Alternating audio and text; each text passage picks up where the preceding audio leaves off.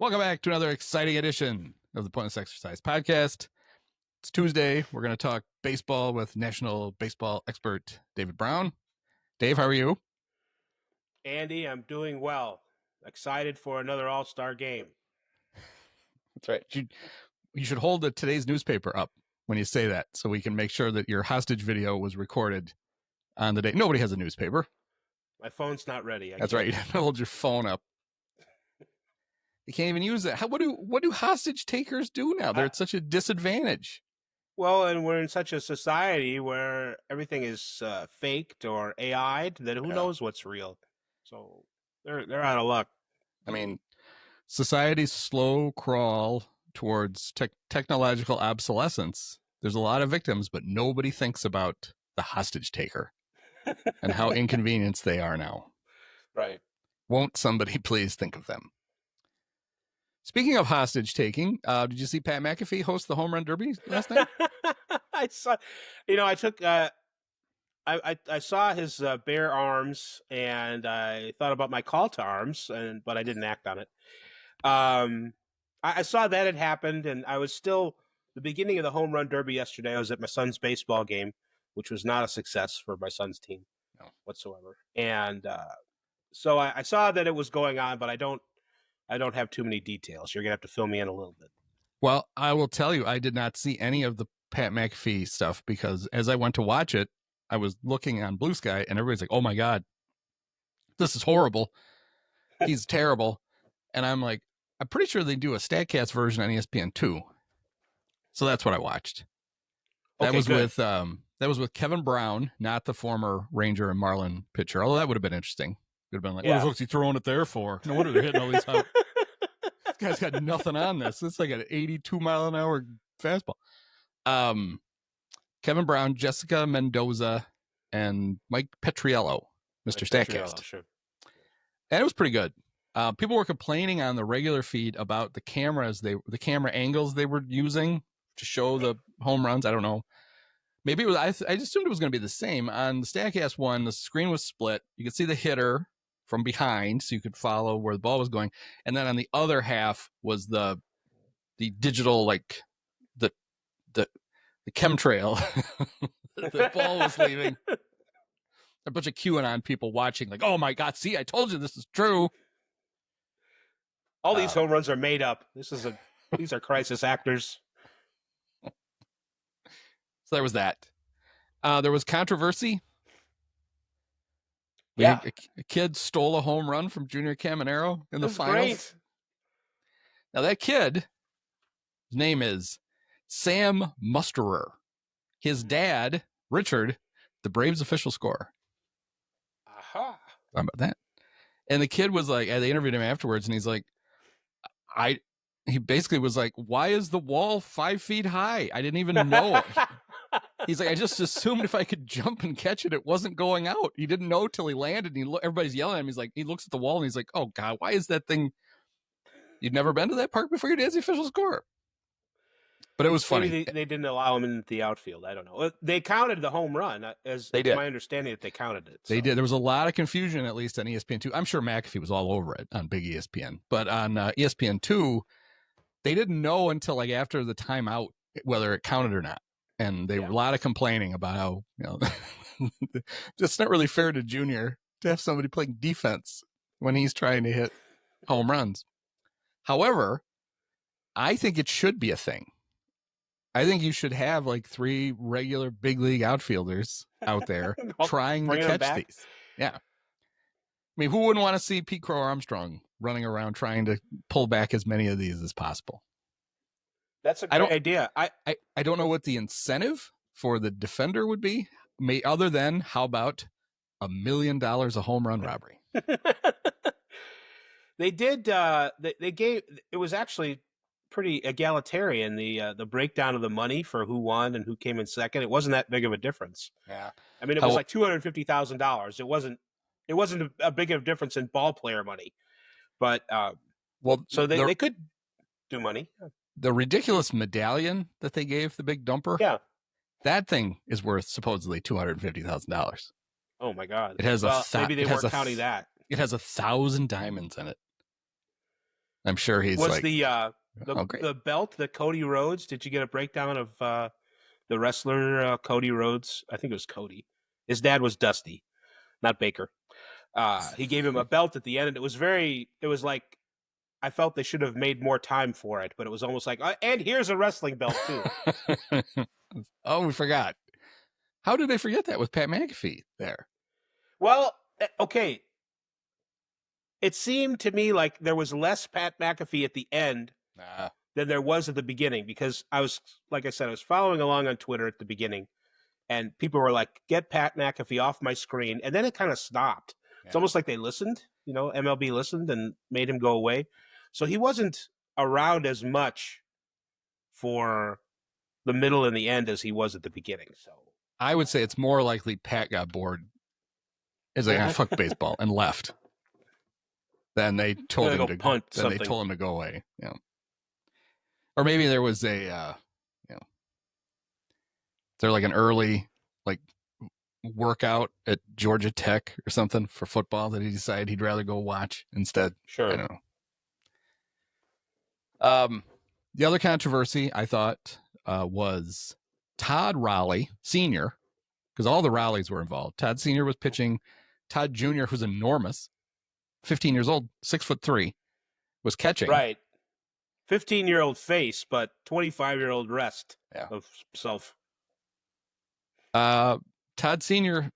hit Cal with a pitch, which was very fun. I thought he was trying to go up and in, hit him right in the tricep. I saw that the Twins, Tommy Watkins, who's the third base coach of the Twins, was throwing to Brian Buxton, and he threw up and in. I didn't realize that Raleigh was hit with a pitch too. Yeah, so Cal got hit. Pitches looked really painful. Or if maybe Cal may not have noticed that he got hit in the arm with it. Yeah. Yeah, there was the one where and Buxton actually gave the look like, hey, because he did get buzzed. Plate's over there. But Todd hitting Cal reminded me of from Major League when they're talking about it. This guy threw at his own kid in a father-son game. They could literally have said this guy threw at his own kid in a home run derby. There was another controversy. Were you going to talk about Brent Rooker too? Not getting, he didn't get 40 pitches. He only got 38 and he had time left. So there's a couple of things with that, I want to talk about with those. The number one, it happened more than once where they only put 40 balls in the thing. So if you took pitches, then those counted. You only got 40.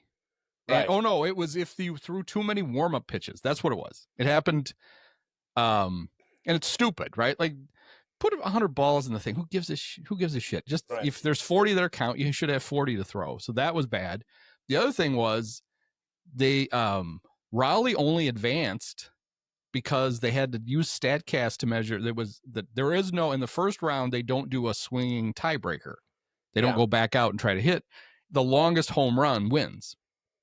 Both Raleigh and Rooker had a 470-foot home run as their longest, so they broke it out into decimals. Right. And by less than an inch, Raleigh won. I mean, we know that's bullshit, right? StatCast can measure a lot of things. Do we think it's accurate down to the inch on these things? Just go out and have one of them hit a home run. Just alternate until one of them doesn't hit one, and they move on. Yeah. It's a home run derby, right? Aren't we supposed to be there to watch him sock dingers, not some nerd at his laptop? Look, he beat it by less than an inch. So, if not for that, Cal, he's done after one round. Right. But yeah, that was going to be my suggestion to improve the derby was let's not worry about running out of balls. I think baseball owns enough baseballs. You don't need to conserve them. But the other thing is at the end, I think, and this goes back to when they blatantly cheated and Bryce Harper beat Kyle Schwarber on a ball hit after the time ran out. Yeah. I think at the end, the clock it's like soccer. The clock is merely a guide. And when you get down to the final seconds, you can keep hitting home runs until you stop hitting home runs. So if you get down to the last few seconds and you're in a groove and you hit 2 in a row, now your time is up, but you just hit a home run. You get to keep going until the first ball that doesn't go out. It's not going to last very long, guys. 5 or 6 is the most people that usually ever hit in a row. But you don't have to worry about the stupid clock. If you're hitting homers, we're just going to keep going till you don't hit one. You get a bonus where you sort of untimed, like the NFL. We're going to do an untimed play. Down. We're going to give you some untimed pitches. But basically, when the clock runs out, if the last one you hit was a home run, we're just going to keep pitching until you don't hit one. So that's kind of like almost a sudden death way to catch up to somebody. Like, that's a great idea. It would have made the Harper thing more exciting than all of us who really care about the home run derby. Right. I'm still mad. Evidently. It's the worst thing that's happened to the Cubs since the World Series was Kyle getting screwed out of that derby championship. Right. So there was that. I think the derby, it's still too long. It takes forever. Oh my God. It's 3 hours long. Especially the beginning part. And I don't know if the answer is they tweak it every time. And the format they have now is probably the best one I think they've had, where it's kind of a combination of time and number of pitches. Yeah. But maybe you just have too many guys in it at the beginning. Although it's funny, like over on the Statcast one, Petriello would come up with some ridiculous formula to predict who would win, and he was very proud of him. They were showing it after when they got to the second round, right? And they're like, "Oh, you did great!" And I'm looking, I'm like, he had one of the top 4 guys on his thing was actually still in it. I'm like, you only got one of the 4 right. I could have picked that out of my hands. It was some kind of formula, and like they thought Jazz Chisholm did really well. He was supposed to be second. Jazz hit 3 home runs. I would not have, if you'd have given me money to bet, I would not have betted on Jazz. I'm like, no, this guy is not going to win the home run derby. No, and it's fine. I mean, I don't mind. They always talk about how there are some guys who were never in it that would have been great in it. Like people insist that Ichiro would have been a great home run derby because when he wanted to hit home runs in batting practice, he could just do it over and over and over again. And I agree. I believe that because he's Ichiro, and there really wasn't anything we found that he couldn't do. And so it's fine to have guys of different sizes, and maybe they should have some kind of handicap, where like a golf handicap, where like if Nick Madrigal wants to hit in the home run derby next year, he immediately starts with 18 home runs, and then whatever he hits on top of it, it's still going to be 18, but whatever he hits above it just goes above his. Everybody's got a handicap. But they had one of the guys who. I was going to say move the fences around like Bill Vecco is wanting to do. Yeah. And lower the height to Atlanta height. So it's 4-foot fence instead. So Madrigal could have more of a chance. Right. The left field fence is the height of the batter. Somebody's like, is there a fence out there? Oh, it's Madrigal height. That's why you can't even see it from here. But anyway, on this thing, on Petriello's like his little cheat sheet that he had Junior Caminero 7th most likely to win. Oh, oops. Yeah. But he did say Junior has been every month has changed his launch, has increased his launch angle this year. And so he said, if I had done this based on that, then I would have had him higher. It's like, well, why didn't you? Probably should have done that, considering I would guess he's not going back to his April swing for the home run derby. You mentioned the split screen, and the big issue that people had with the split screen, especially early in the competition, I saw a lot of these complaints, was that they were having a hard time keeping the flight of the home run on the ball on that part of the split screen. So I think they got better at it. The camera people got better at it as the competition went on, but there is, I mean, maybe, I don't know if it's like a picture-in-picture or something, or we need like double the width of TVs that we have now. Like we need another advancement in the history of TVs, so it's wider. I'd go for that. Yeah, that would be great. So that was a complaint. And also I saw, and somebody made the joke, it wasn't me, but the graphic at the bottom of the screen in the main broadcast, it's like, I complained about it. Like, well, people are complaining about the split screen, but look at this, the chyrons or whatever they're called at the bottom. And somebody made the joke, what, you don't like having a cribbage board at the bottom of the screen? It was impossible to decipher what was happening on the bottom. So it was, if it's the same as the one on ESPN2, it was, they had a running, horizontally across the bottom. They had 1 through 40 if it was the first round, 1 through 27 if it got to, and then after each pitch that would either turn into a square with an X in it for a home run, or just an open square. And as you moved across, but it was weird. There's no following that. No, and then at least on the StatCast one, on the right side where you could see the trails, the ball going, and they were always short.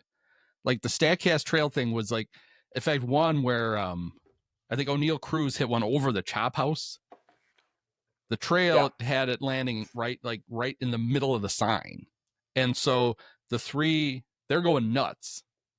Like, oh, he hit it over the chop house. And all of us watching ESPN2 were like, no, he didn't. It hit the sign. Well, apparently those trails were always short.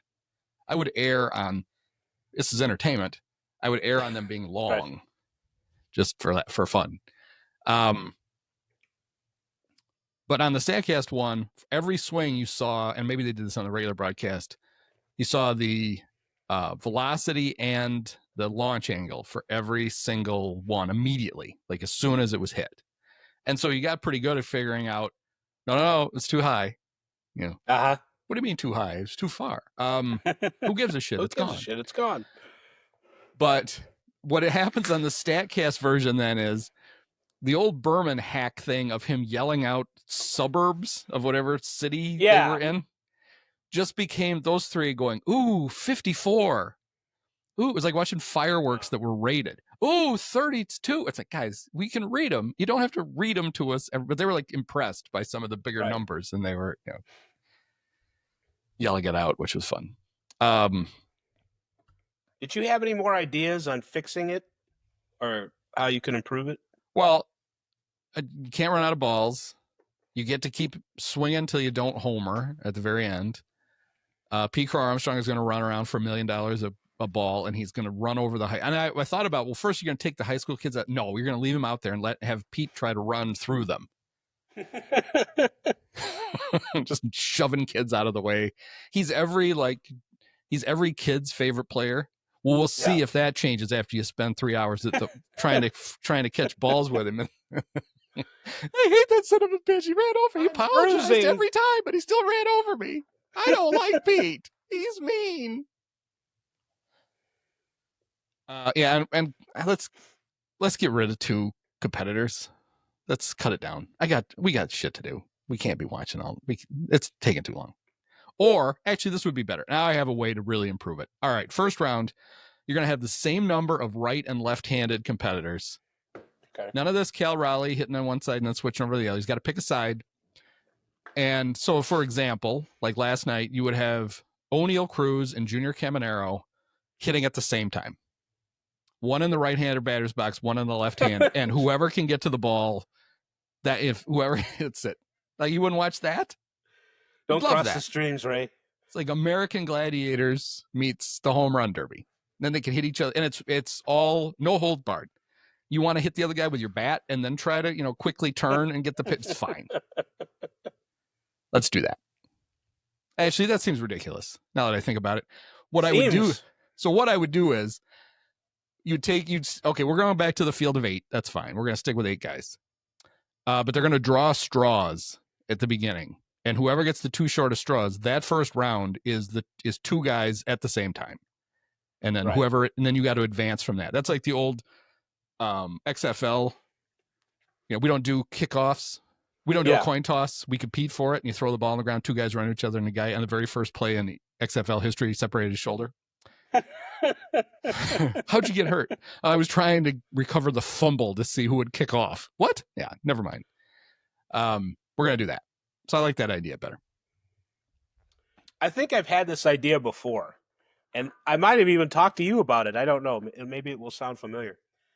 But I like the idea of and maybe you can come up with a reason why it's not that good, of having an early round of the home run derby at every ballpark, and then somehow those guys advance. And I don't know that you could do it again. Maybe you could do it one more time, or maybe we just add up the distances or whatever to break ties. And then everybody in every ballpark could have a round of this at least. And then the final four would be at the All-Star game, and that would go, well, 2/6 quicker, whatever or 2/8. I can't obviously math very well, but it would be quicker especially at the beginning, because it's really the beginning that drags on, because that takes 2 hours. That's too long. Well, and my biggest frustration is the celebrity softball game is on after that, and I gotta see that. I mean, I can't be waiting around 3 hours to watch. I don't even know who even counts as a celebrity. I see a bunch of TikTok influencers running around. Not messing with that app. Come on. Playing softball with Ozzie Smith or whatever. I don't know. Yeah.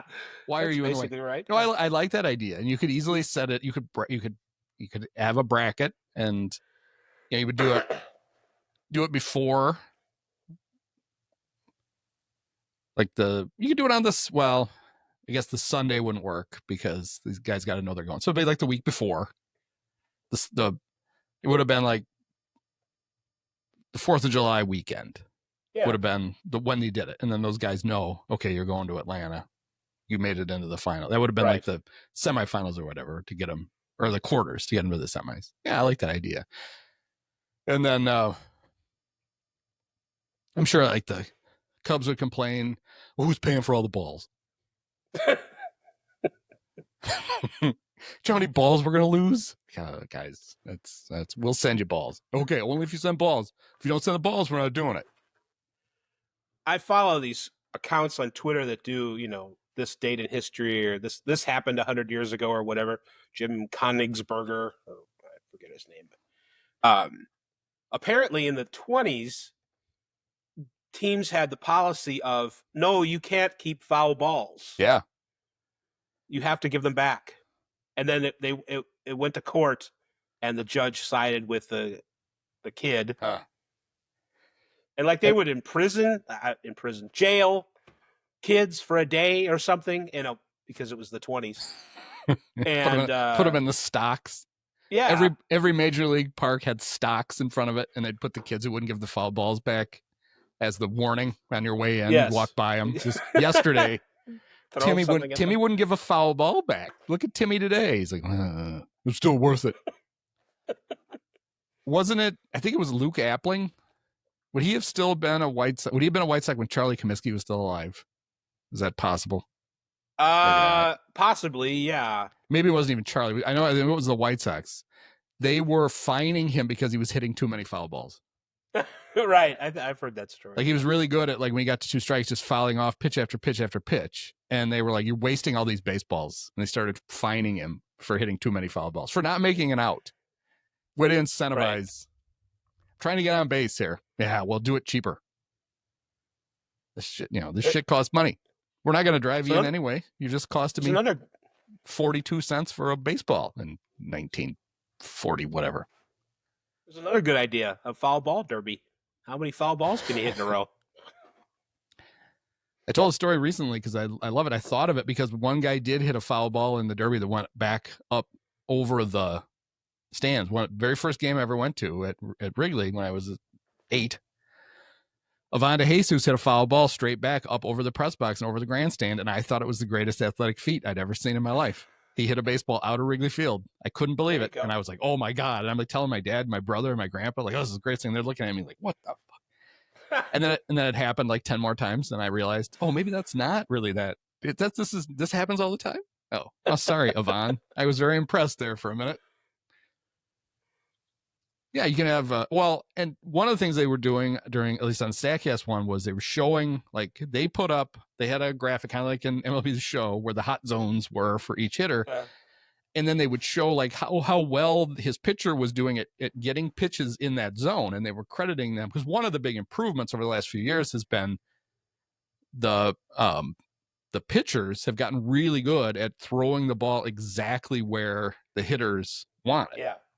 And they were, oh, this is amazing. This is the best group of home run giving pitchers we've ever had. In fact, Petrell said it's like a whole derby full of Dave Joust, because he was famous for being so good at it. I was like, it's more like a derby of Jameson Tyon. But and I was like, I posted it. I was like, I miss the good old days, like when like Mike Bryant pitching to Chris Bryant and just actively trying to strike him out. That was more fun for me.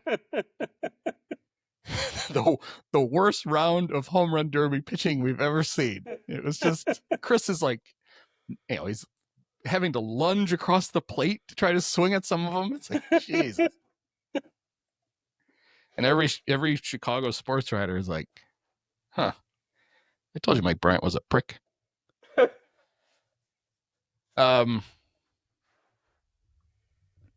Speaking of the All-Star game itself, the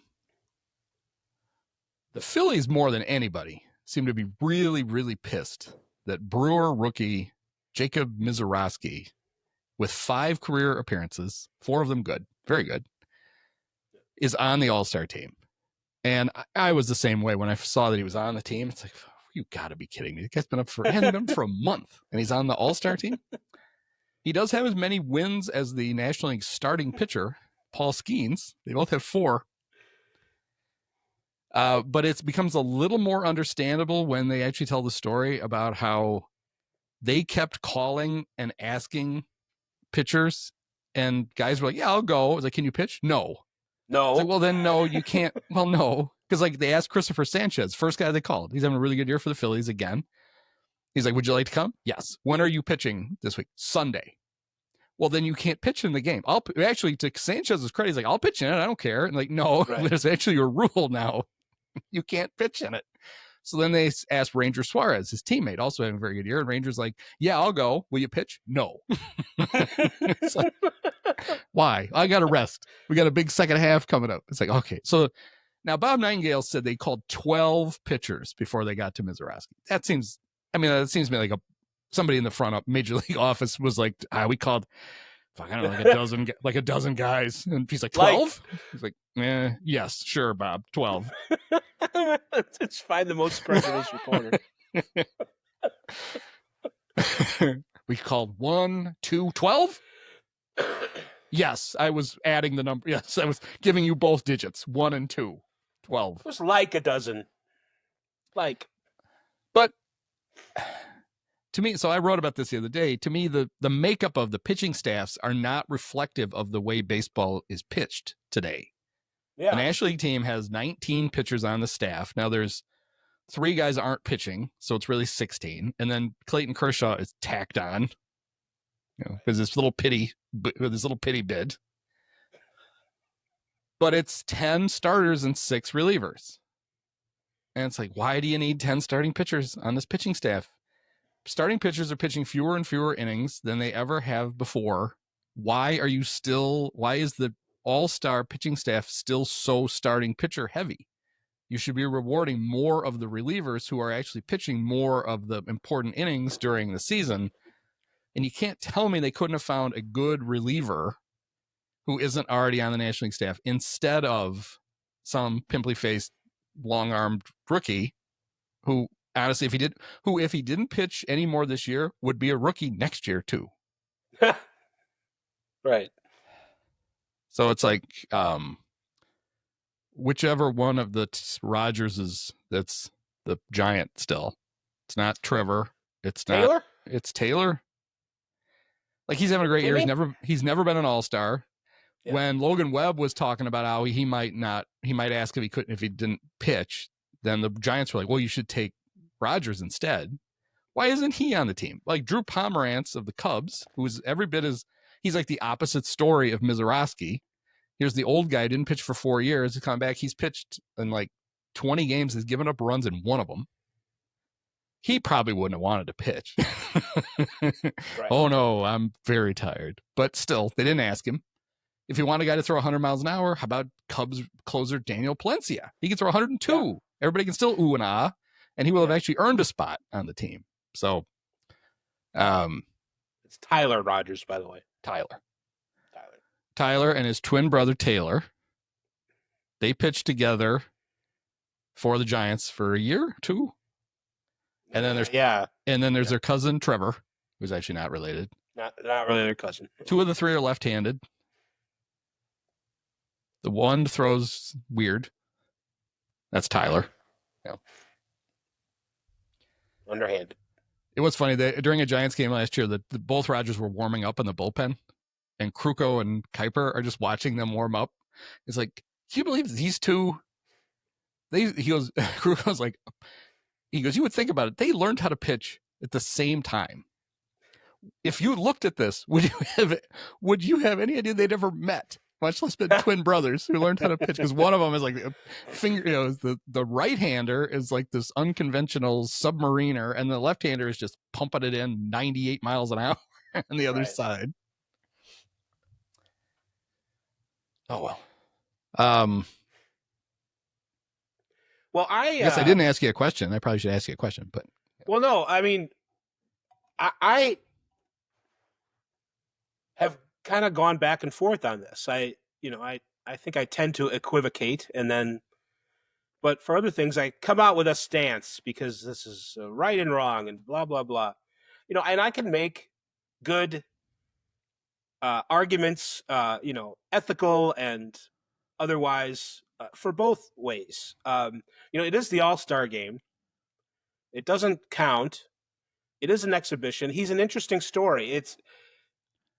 It's one of those things where you would have thought that they wouldn't have picked him, and the argument would be, well, wouldn't it be neat to see Jacob Misiorowski at the All-Star game because of all the things that he's done in 25 innings so far and just the impact that he's made in that small time? But they'd never do it because he's only pitched 25 innings. So that's usually how stories like this go. Yeah, that would be neat if he was at the All-Star game. Yeah, but they'd never do it because he hasn't accomplished anything yet. So this is just a case of, through luck or asking 12 other pitchers or 12 other pitchers if they want to go. So I feel bad. I mean, this much, and I'm putting my fingers together like this for those who can't see, for the players who earned it more, or who made more of an actual impact. I do feel bad. Like you said, Palencia should go, or a Rogers or whatever. Maybe there's another pitcher that they didn't ask. I don't know. So part of me does feel bad for them because that's an opportunity. But still, we are talking about, they come out with a list of pitchers and then they revise it. And then they revise it again. This is like the 4th revision. This is the 4th replacement or whatever. So we are down the line here. So this is all like, you guys, in a sense, whoever goes or doesn't go is lucky to be considered at this point. And there really isn't anything owed to Daniel Palencia more than there is to Jacob Misiorowski, because we're like way past the initial, these guys are the best pitchers and whatever. So I can't. I don't know. I see this. I see both sides of it, but I also think, all right, if you're going to do an All-Star game, is it better with Jacob Misiorowski or better without him? I think it's probably better with him. So there you go. I wonder if he'll even pitch. That'd be hilarious. Yeah, all this, and all he gets to do is stand there and wave in the baseline and go sit in the dugout for 3 hours. Good. I think it was I know it was Hannah Kaiser who wrote, it's almost like baseball last year, because we had a similar, but not, he pitched a lot more when they added Skeens last year. They were like, and baseball got a lot of credit for like, this guy didn't pitch the whole first half, but he's clearly one of the best pitchers and he's in the game and this is great. And it's almost like they were like, see, everybody liked we did that. We'll just force this one, because this is almost this. He doesn't meet any of the criteria, but it's almost. And they're like, why are you mad at us now? You loved us last year, and now you're mad. That's a good thing that she brings up, and maybe it's a strike against Misiorowski, but it's still. I can see how that's their line of thinking. I think he's on the All-Star team because he was unavailable for the Futures game. Yeah. Like, one or the other. I'm busy. I'm pitching for the Brewers. Like, oh, well, you just go to the All-Star game instead. Okay, good. Thanks. Because he's far more qualified for the Futures game than he was for the All-Star game, but he managed to get in both. Yeah, they don't call the All-Star game the Presence game. TF.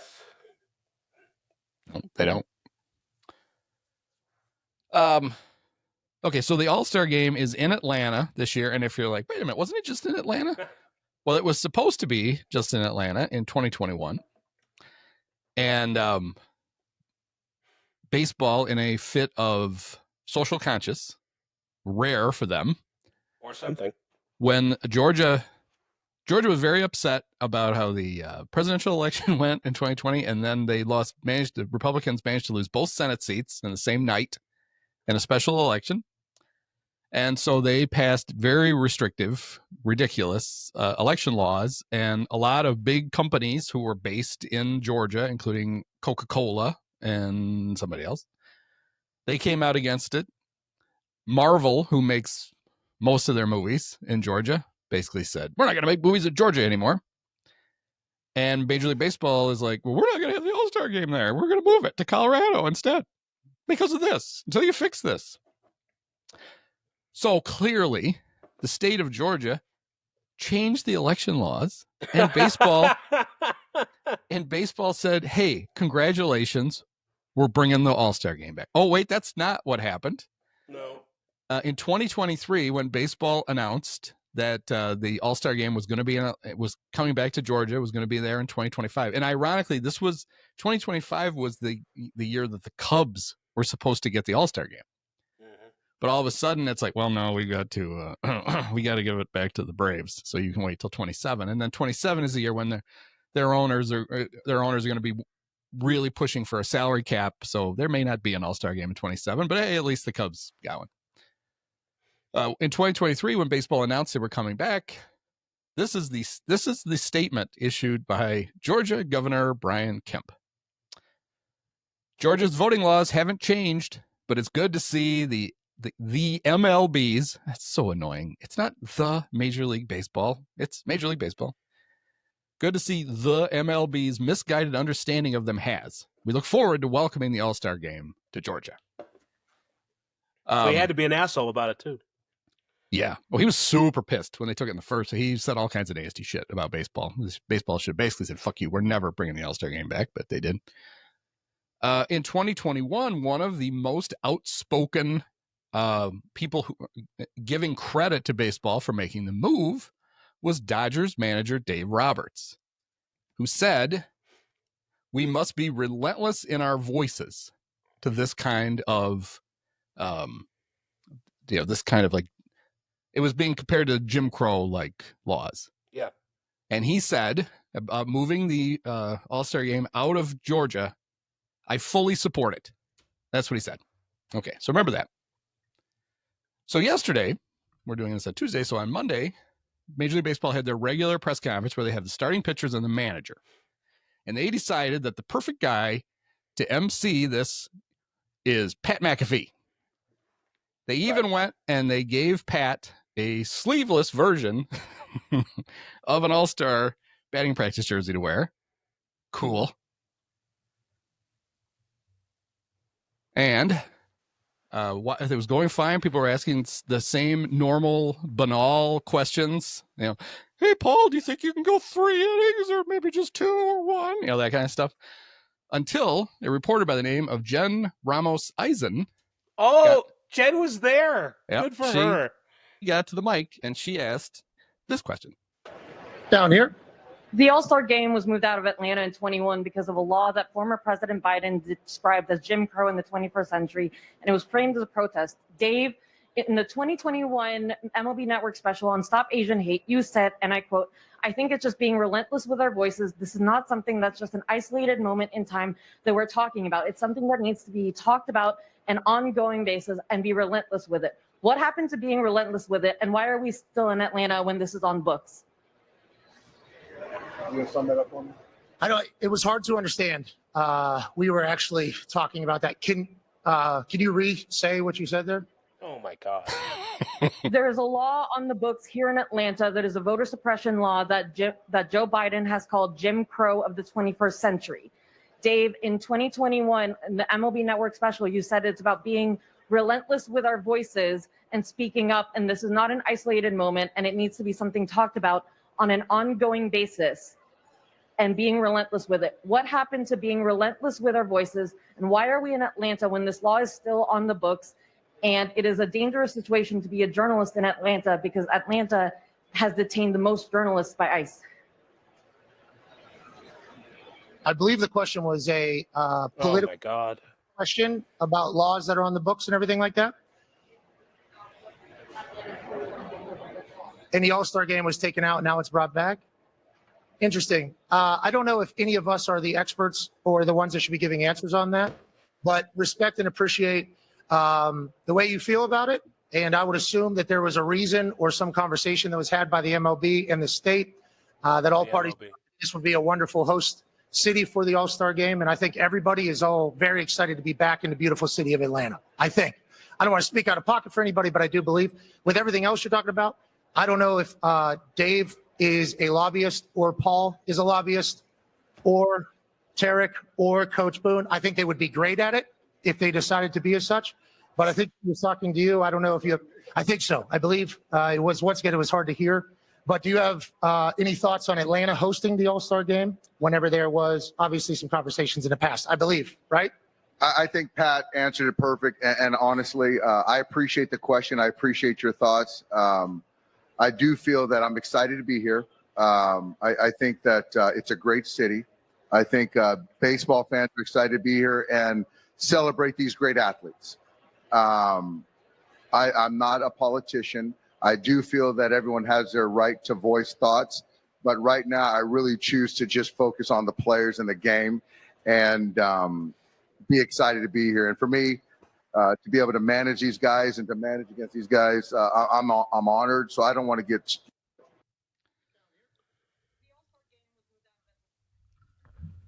Well, she tried. So there's so much. First, there's the Pat's like, actually, Jen is a they. Sorry, Jen. Oh, Jen's sorry. A they, not a she. Pat goes, oh, it's really hard to hear because we were talking to each other. So in other words, we weren't paying any attention to your question. So could you ask it again? And so they ask it again, and they, in great detail, they asked the exact question again. They didn't paraphrase it. That's exactly what you should do. In other words, oh, you didn't listen the first time? Well, here it is again. And even added the part about the journalist being nabbed by ICE, which is true. And then his whole thing about we're not lobbyists. Well, number one, you don't know what a lobbyist is apparently, because that doesn't pertain to this at all. And they're asking you your opinion about this, which you could say you just don't want to give your opinion, but the idea that, Dave's like, oh, I think Pat answered it perfectly. Oh, that was the perfect answer to that? When he just babbled his way through? In its own way, I guess it was. Dave's like, I would like to thank Pat for throwing his weirdly shaped body in front of this question so that I don't have to ask it.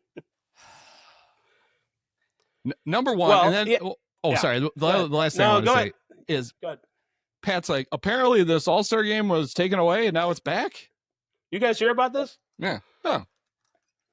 Nobody ever talked about that 4 years ago. Forever. Oh, Dave did? Oh. All right. It's a little like Pod People or Invasion of the Body Snatchers has happened. It's Dave is not apparently the same. He doesn't give a shit like he did. And I'm sure he does, but he's just, are you resigned to this fate? I think he is just resigned himself to losing the political, ethical, moral, whatever. If it was important 4 years ago, it's important now. And, I thought maybe this was going to be Dylan Hernandez asking the question, because Dylan has, with the LA Times, has held the Dodgers to the fire on their reactions to what ICE is doing and what other government agencies are doing in Los Angeles, taking people off the streets. And the Dodgers fan base is 50-60% Latino. And so it's particularly relevant to them. And I'm glad Jen Ramos wants to be and should be in the Baseball Writers Association. And that those wheels are turning slowly, and hopefully this will hasten that process. She wanted to be in the BBWA this time so she could ask Rob Manfred this question. I don't know if anybody did. I would assume somebody asked a question like this. You would think to Manfred in the media availability. I don't know. I haven't seen any. I haven't read the paper this morning. I don't know. So, but it's a damn good question. Yes. Georgia didn't do, and the governor said they didn't do anything. And it's also a question that, at least in that press conference, at the very least, the moderator and both managers should have already been prepped for. Yeah, like you might get this question, yes. which, I mean, if journalists are doing anything, they need to ask this question at this All-Star game. Now, whether Dave is feels like he's in a position to, be gung-ho about it anymore, I mean, that's up to him. I think he weaseled out and was he clearly a wimp on it, and it's really disappointing. Not surprising in the least, considering what the Dodgers have done as a group lately, going to see Trump and all that crap. And it's on message, the new message. But the question needed at least to be asked, and not repurposed or whatever that was that McAfee was doing like an idiot. Can you say that again? And then, because we were talking, if you could see the video, for those of you who could see the video, when she asked it a second time, he like over exaggeratedly like leans over the podium like he's listening to her, like it's the most important thing he's ever heard. And it's like, Pat, nobody's buying that shit. You weren't paying attention the first time, and now you're going to act like, oh, now this is very important, when all you really want is for it to go away somehow. And it's also, I don't think it would be that hard to craft an answer that wouldn't satisfy anybody, but it would at least be an answer. It would have been something to the effect of, we know there's still a lot of work to be done. Baseball clearly has talked to the state of Georgia, and they came to some agreement that, they can hold the game here. And all I'm here for, and I'm just here to manage the game. Made it 10 times worse by doing all the obfuscating and the like, what? It was like Ronald Reagan used to do with the reporters at when he get on the helicopter. I can't hear you. Just point at the blades. That's what he should have done. Like, I can't hear the helicopter. Dave, we're in a theater. There's no. Well, maybe they've missed Saigon because there's a helicopter in that. Is that what I hear? Oh, I'm having a stroke, and you just fall under the table. And then the whole story becomes your medical emergency instead. And you can see Boone laugh. And that laugh is, oh, I'm glad Dave's getting this question, not me. And he's over there. He's a weirdo anyway, with this weird overreaction to everything that happens. In the Cub game on Saturday, he threw a fit because they, well, there was a close play at third. I can't remember how it happened, but he challenged it and it got overturned. And he was so pissed that he had to challenge it. He just he was throwing a little fit in the dugout. It's like, Aaron, they got the call right. There's a rule for that. Just calm down, you little weirdo. But yeah, I mean, it's this whole thing about just why is Pat McAfee hosting this anyway? So are they all of a sudden kissing ESPN's ass? Because they probably are, because even though ESPN has opted out of the last 3 years of this deal, they're actively negotiating for them to pick up at least part of it. And so maybe they are. Maybe baseball's like, whoa, if you want Pat McAfee host it, because he's like the worst possible person to have. There's no reason for him to be running this press conference at all. And then you end up with something like this. He's completely incapable of doing it. I'm glad that Jen asked a question that just showed the world that baseball is full of shit on this. They came back, nothing changed, and they came back, and they're taking this so seriously. They have this buffoon with no sleeves and his hat on backwards, conducting this stupid press conference. But it This would have been a good Joe Buck. Joe Buck would have been good for this, but he didn't work for that channel. So yeah, I don't think Joe and John are going to be bringing up the All-Star game coming back to Atlanta thing during the broadcast. I just assume we're not going to hear anything about that. Anyway, so that was that. Oh, but I do think that so this awful announcing made a big deal about it yesterday. Which this is apparently their only beat these days is Clay Travis and Pat McAfee. Anyway, so this was perfect. Yeah. It finally intersected in a way that was interesting when they posted something. But it does seem to have just kind of gone unnoticed mostly. So it's, it didn't become like this huge hot topic thing, even though it should have been anyway, just because baseball took the game away because they felt like the law was, so unfair, and then Georgia didn't bother to change it at all. And they just came back anyway. Just like Marvel is back making movies in Georgia again. They took like a 6-month hiatus and they came right back for the tax credits. public opinion was enough against it, or loud enough 4 years ago, and people apparently are fatigued on all that stuff. So it's not important anymore. And I'm sure that was factored into the decision to take it away. Like, well, we'll just put them in the rotation later and we'll bring it back. And who the hell's going to remember? Well, a lot of people didn't. It kind of worked. The other big thing that baseball has crammed into this All-Star weekend is the draft. And the draft coverage is very interesting. It was live on both MLB Network and ESPN. And it's a draft where most fans have no idea who any of the people are getting drafted. So it's hard to get that interested in it, because it's like, I don't know who any of these guys are, and maybe we'll see them in a few years. Although more and more players I think we've already got like 5 guys that got picked in the first round last year that are in the big leagues now. So some of them do actually make a more immediate, including Cam Smith, Cubs #1 draft pick last year. Yeah, they're in the big leagues now, maybe not to their benefit. As That's far true. as they hasten the development, and just I don't know. I don't know if that's just a trend of, well, these players happen to be quick learners, or they're I don't know that it's smart that they're playing like already. The Angels kind of treat it like when they hand you your uniform at your introductory press conference, they put it, you might as well use it. You're pitching tonight. Their shortstop and their first baseman basically spent about 15 minutes in the minor leagues. Then they immediately came up. Man, the coverage is interesting. I didn't watch a lot of the ESPN one. I don't know why I watch MLB Network, because Harold Reynolds is on it, and Harold, he wears me out. Yeah. He doesn't know what he's talking about, but he will say things. They won't stop him from talking a lot. It's kind of got a Pat McAfee thing going on. And he does.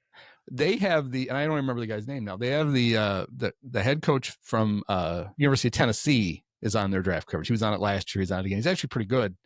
Yeah. He looks a little like Eddie Rabbit, but I don't think he's Eddie Rabbit because Eddie's dead. So he's on there, and a whole bunch of his guys got drafted, and he's a good guy to have, because pretty much the whole draft was guys from Tennessee and Vanderbilt, and a bunch, it's all they're all within like 80 miles of each other, and he knows all of them. Yeah. But there was the whole drama around the first round was who was going to be the first pick, and there were 2 guys: Cade Anderson, a left-handed pitcher from LSU, or Ethan Holiday.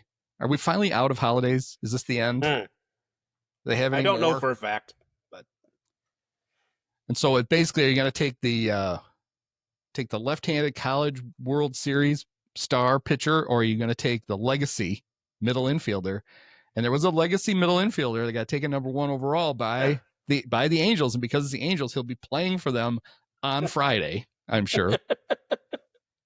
But it wasn't Ethan Holiday. It was Eli Willits, the shortstop from high school shortstop from Oklahoma. And they're like, oh, his dad played the big leagues. And I'm like, I sat there for a minute. I'm like, who are they talking about? And then finally I realized, I'm like, oh my God, it's Reggie Willits's kid. And if you don't remember Reggie Willits, there's a reason. Although he did play 6 years in the big leagues, he really was only a regular for 1 year, his rookie year. He finished fifth. Is it fifth? Yeah, fifth in Rookie of the Year voting in 2006. That was the year that Dustin Pedroia won. The other guys who finished ahead of him, there's another couple of legacies. There's Delman Young, finished second. Yep. Brian Bannister finished third. So, and back in 2003, when Delman was being drafted, the Cubs had been really bad in 2002. So Chip Carey and Steve Stone were paying more attention to the draft than Cubs usually would. And they kept saying, and at first I knew they were just wrong. Then I thought they were doing it because they thought it was funny, but I think they were just wrong all along. They would talk about Delman Young and they thought he was Dimitri's son. And they said it over and over again. There's like a 6-year age difference between the two. I don't think there's any possible way that Delman Young was Dimitri's son. He was his little brother. If I could make a more archaic reference, I don't think I could try to do that. But it's sort of like Bonanza. Like Lauren Green was like 7 years older than Pernell Roberts. Yeah. They just kept doing it. So anyway, the interesting thing I thought was Reggie played, the Angels were good at that point. They kept making the playoffs. They kept not doing anything. So here's the interesting thing I found out about Reggie Willits' Angels career. He played in 10 postseason games over 4 years. How many at-bats do you think Reggie Willits got in 10 postseason at-bats? 10 postseason games? Games. 10 games. How many at-bats? 1. Well, you got 4. Well, I got 4. But the interesting thing I found was he got all 4 of them in the first series he ever played in. So the last 3 playoff series that he played in 7 games, didn't get an at-bat. And the only stat he got was he got caught stealing once. All right. He's pinch runner. Yeah. That was his deal. That's all. He was kind of the Terrence Gore of the Angels.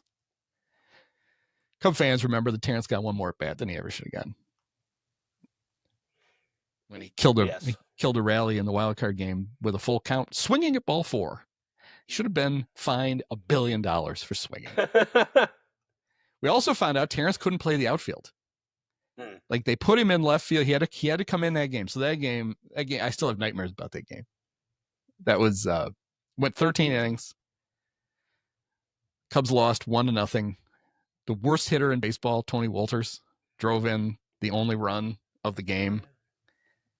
But in like the way too early, I think in the 6th, Anthony Rizzo got a hit, and Joe Madden's like, I don't think anybody's scoring in this game, so this is our chance. We're going to put Terrence in. He's going to steal second. We're going to drive him in. We're going to win 1-0.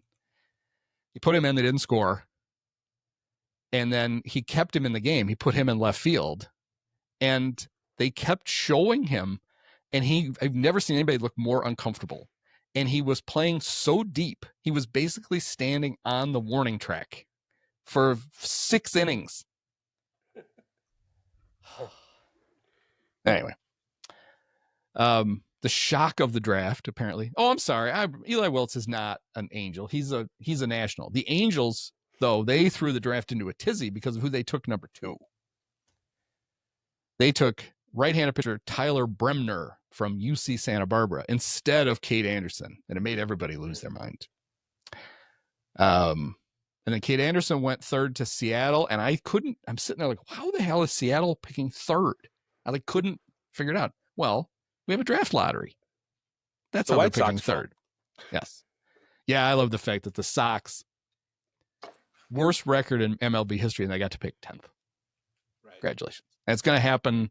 It's going to happen to the Rockies this year. The Rockies can't pick in the top 9. So, and then the 4th overall pick to the Rockies is Ethan Holiday, son of Matt, brother of what's his name. The Cubs' first pick was 17th overall. They took an outfielder from Wake Forest named Ethan Conrad, who his dad is Robert Conrad, and his whole shtick is stands in the on-deck circle with a baseball on his shoulder and dares the pitcher to knock it off. That joke is 35 years old. Yeah, it's not quite as old as the Bonanza reference. When do we think the Duracell commercials with Robert Conrad were? Ethan Conrad only played in 20 games for Wake Forest. He was a transfer from Marist, where he lit up the Metro Atlantic Athletic Conference, the MAAC. Went to Wake and hurt his throwing shoulder. So the Cubs picking an injured player in the first round. Somewhere Dave Wanstedt is very proud. Oh. Bears once drafted Pat Riley, not the Lakers and Knicks coach and the Heat coach and whatever he is, but a defensive lineman from University of Miami who had torn his ACL. They took him, I think, in the second round, way too high, and he never panned out. Second sounds right. There were a lot of varying people said if Conrad had stayed healthy, he probably would have been a top 10 pick. Maybe. We don't know, because we also don't know if he could have actually hit in the ACC, because he only played in the non-conference part of the year, and then he hurt himself. So that's my fear, is that it turns out he would have been exposed, but we didn't get to see it. And not only that, but now his right arm is a noodle, which will be fun when he goes to play for the Cubs. And there were 2 guys. The White Sox took one from Corona High School. They got drafted. 2 guys in the top 10 picks got drafted, and I just wonder which of them. 3 in the top 30. 3 in the top 30. Which one gets the nickname the Virus? I don't know. They don't think they'll be competing for it. I didn't get it. The Virus. I want to be the Virus. Yeah, it's a thing. No, that's like Atlanta in the All-Star game. That's ancient history. Nobody remembers that. No.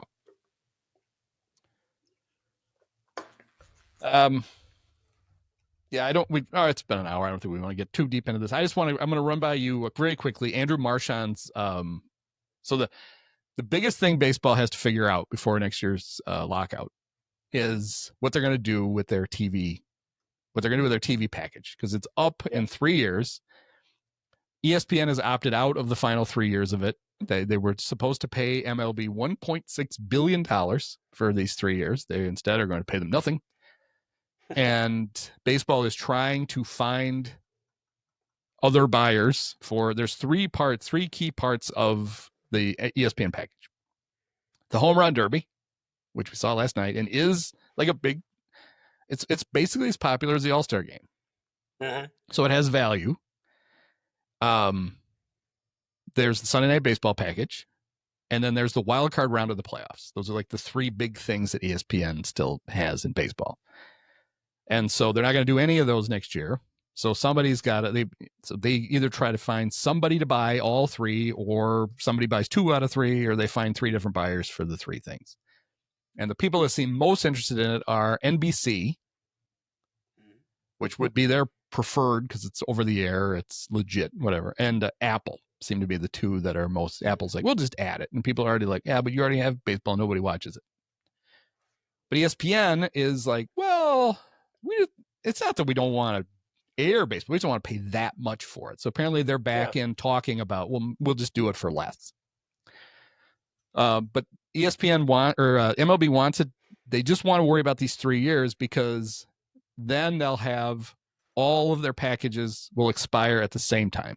So the Fox package will expire, and the Turner one, and then this one, and then they'll go out and try to sell all their inventory after that. And so Andrew Marchand in The Athletic came up with how he thought they should divvy it all up. And it all makes sense. The biggest problem is I don't think it's doable. Other than that, it's great. Because the other key part of this is like the MLB.TV, MLB Extra Innings, whichever one you get, the package where you get to watch all the games, and all in quotes because of MLB's archaic blackout rules. There's, you can't watch your local team on that package. You've got to figure out a different way to watch it. And if you live in if you live in Iowa or Las Vegas, there's a whole bunch of teams you can't watch. Marshawn basically thought they should do this. And that was, they come up with 2 packages of games. They have a weekday package, and then they have the weekends. And so a weekday package is basically the way we do it now, which is the RSN show all the games. You have a streaming package that you can buy, and you can watch all the games. And in 3 years, they should figure out how to fix it so that they're not, so you can see all the games. Basically, get rid of the blackouts. So you pay for this, and you get to see it. And then on the weekends, they do an NFL style thing where they have games at noon, games at 3, and games at 7. And like the noon and 3 are kind of regionalized. And then there's a standalone primetime game at 7 o'clock, both on Saturday and Sunday. And so you sell that to like NBC or ESPN or ABC or Fox or whoever. That's all fine, but I don't understand what you do with, there's too many games at noon and 3. Mm-hmm. I mean, unless you're going to do the whole, okay, NBC bought this package, and so at 1 and 3 you can watch any game. You just have to go to Peacock and watch it. That's just going to piss people off. Yeah. And if you're Fox, you don't have a streamer, so I don't even know where you put those other games or whatever. But in his mind, you would do this, and then whoever buys those weekend packages, typically you'd sell it to 3 different networks, and those networks, as part of those packages, they get different rounds of the playoffs, and that's how you make all your that's how you make all your money. So that sounds perfect. The other thing that I thought about, though, that I think really complicates this is if you go to that kind of Saturday and Sunday, kind of more game of the week kind of thing, except it's not just one game, you've got them all day, both days, you're going to have a hard time finding a partner that doesn't have college football or NFL football. And just when you get to the most important part of your season, you click on NBC to watch, hey, it's, Cubs Cardinals, but instead they're like, nope, it's Michigan and Bowling Green are playing football instead, because we get far better ratings for that, and screw baseball.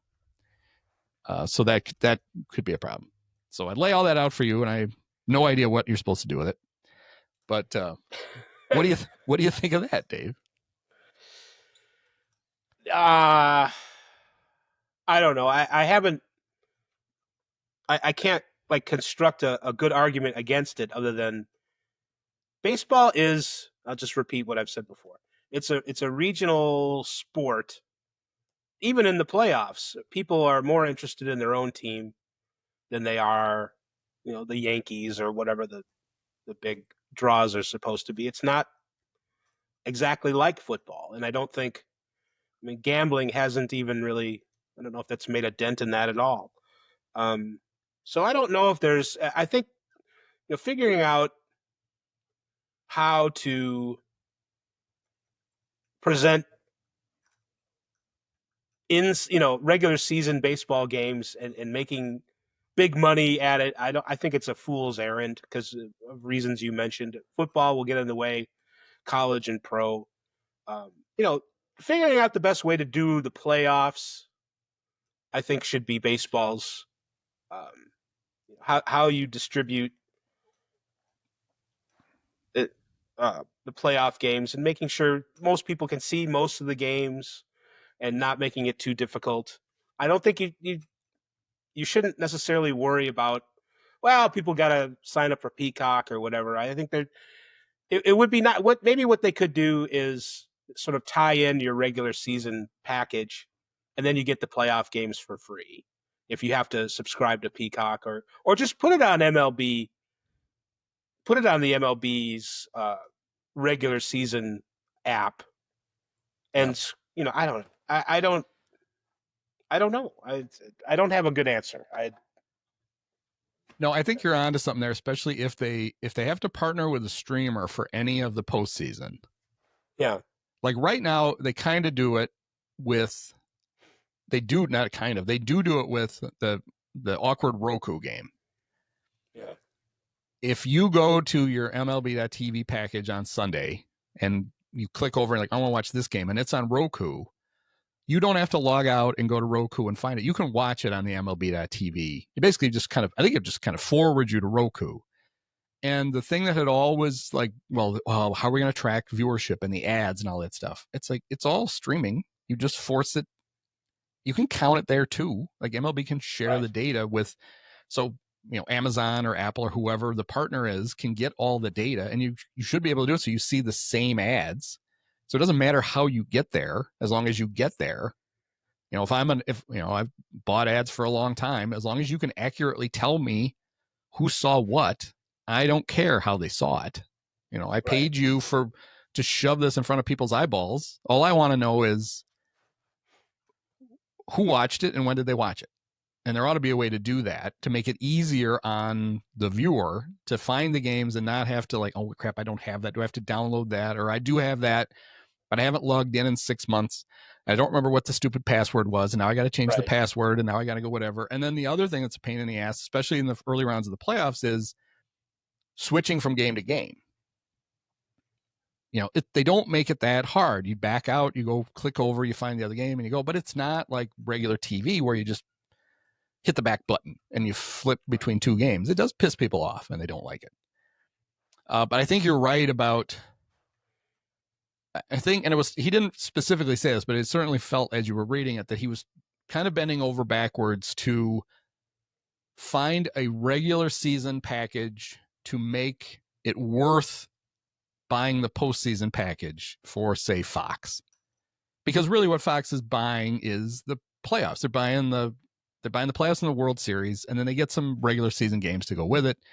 And he was trying to come up with a way to do it so that there was inventory for them during the season to make what they were paying for the World Series and the LCSs worth it to them.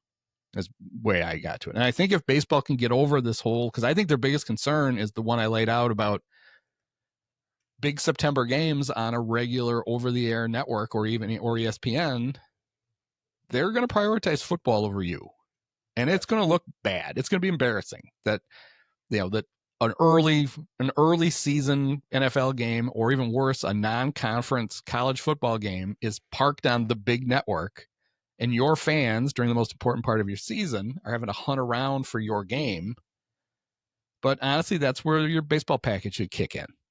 And you just go to that and you don't worry about where you find it. As long as you can watch it, that should, but it is interesting. And you're right.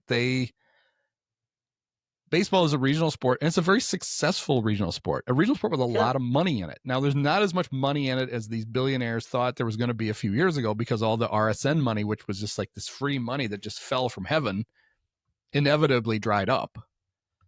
But we're not having a bake sale for any of those guys. There's still plenty of money to make owning a baseball team. If they don't like it, there's other billionaires lined up. I mean, Tampa, 4 guys tried to buy the Rays, and one of them is going to pay $1.6 billion to buy them. So if you don't like it, tough shit, sell the team if you don't like it. But their expectations have to be, the NBA got the total value of their packages for 11 years is $76 billion. Major League Baseball, if they sold their rights for 11 years, is going to get what? $8 billion? That's a lot of money, but it's not 76, and they get pissed, especially since some of them own both. They own a basketball team and a baseball team. They're like, how can we get so much more money for the basketball one? Yeah, to me, it's the biggest thing they need to figure out, if they don't do anything else, is how to make that baseball package where every game is on it. Right. And it's kind of one step forward, 2 step back with them. Like it's helped their end goal of having all the games on there to have to take over the broadcasts of some of these teams, like the Twins and the Padres and whoever else they're doing right now, because they now control the streaming rights. They don't have to pry them away from somebody else. But then on the other side, you've got like the Cubs, who you can subscribe to Marquee if you want, and you can stream it.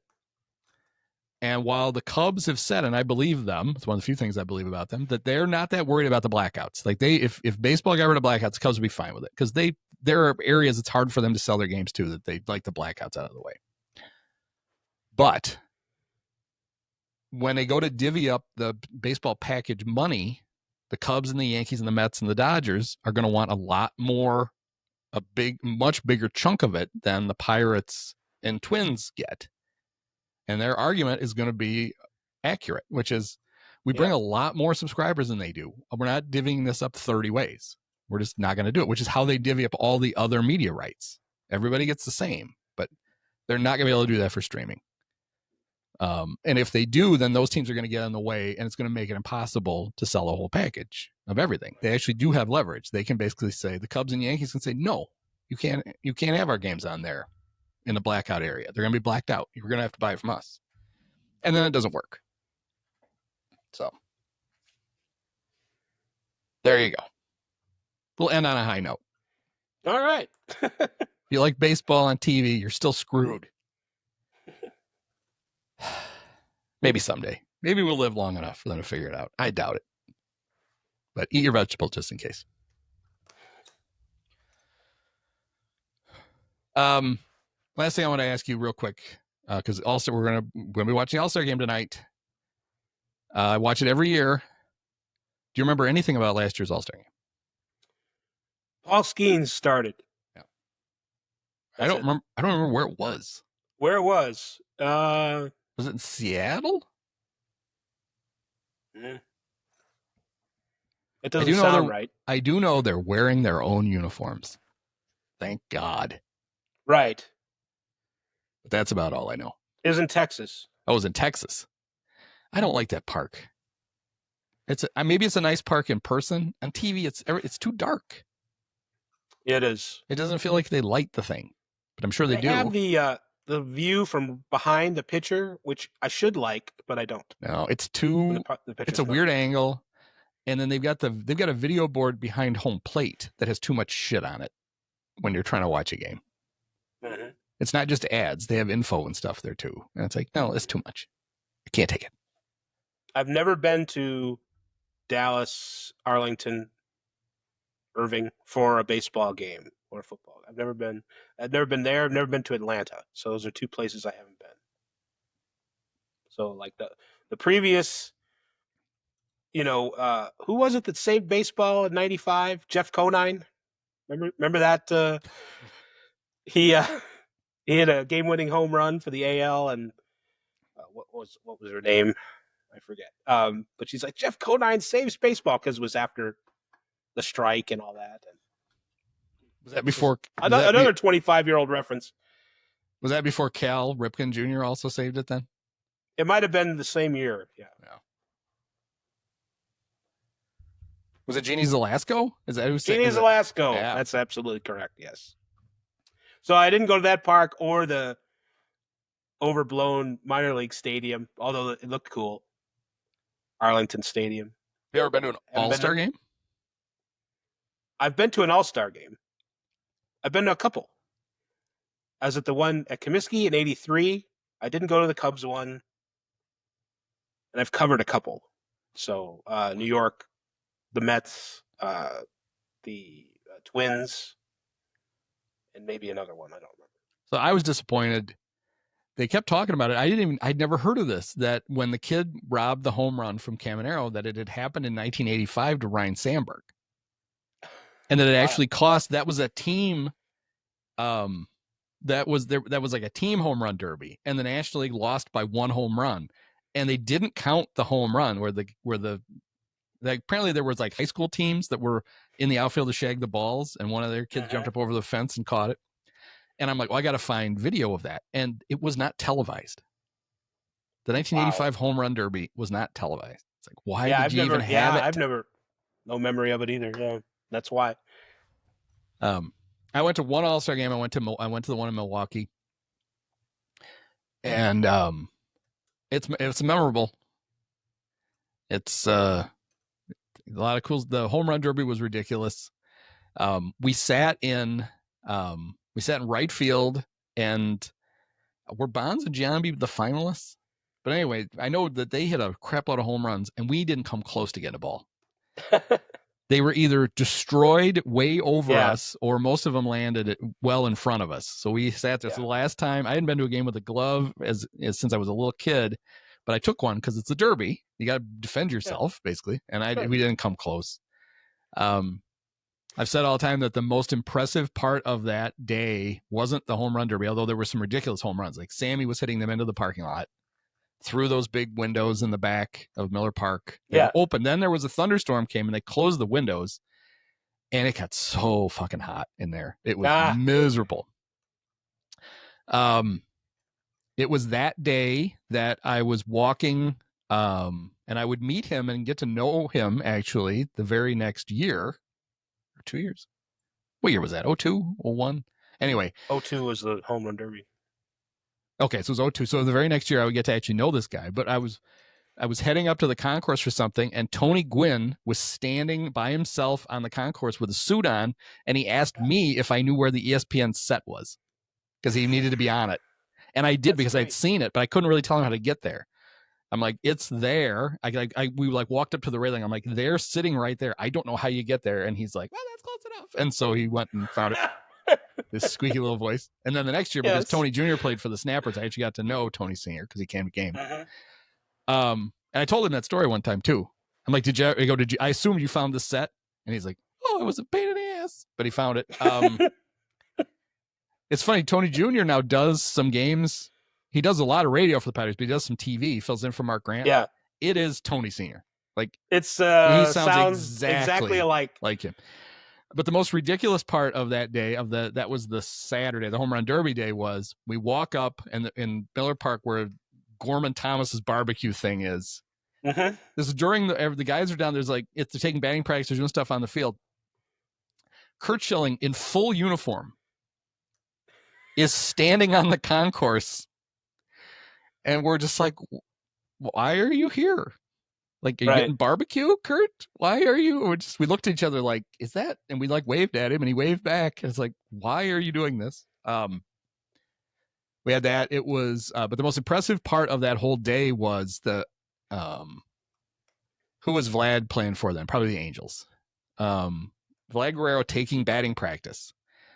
He was hitting line drives off the TGI Fridays in left field on the way up. He was just destroying the glass, and he wasn't even in the derby. He was just, loosening up for the next day. And then in the All-Star game, we could see it coming from where we were. So he had a perfect angle. Bonds hit a ball to center field, and as soon as Torrey Hunter took off, I said to Charlie, guys with him, like, Torrey's going to catch this. And he did. He jumped up, grabbed the wall, pulled himself up. It was an incredible catch. And then Bonds ran out. It was the end of the inning, and so Bonds headed out to left field, and he grabbed Torrey and picked him up. Yep. And nobody in our section had any idea if Barry was like, if this was like happy, like Barry just kind of jacking around, some kind of rage, or was right? He? Yeah. Everybody's there's just like this whoa noise.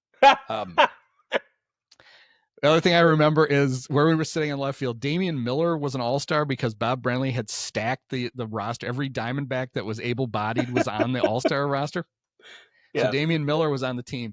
And these drunk guys in front of us who eventually got kicked out. They were doing all kinds of funny stuff. Oh, wow. But they were annoying. We were sitting far enough away from them that it was funny.